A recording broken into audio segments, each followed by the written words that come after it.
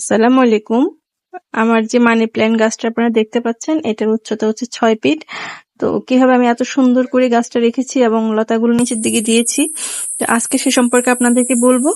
Money plant সবারই অনেক পছন্দের একটা গাছ এবং এটা যাদের ঘরে ছায়া আছে, রোদ পড়ে না, তাদের জন্য তো আরো বেস্ট।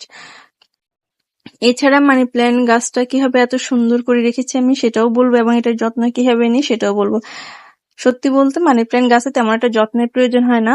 আপনারা যেখানে রোদ পড়ে না কিন্তু ছায়া আছে, আলো আছে, একেবারে সরাসরি রোদ পড়ে না, সেই জায়গাটাতে এই গাছটা সবচেয়ে ভালো হয়।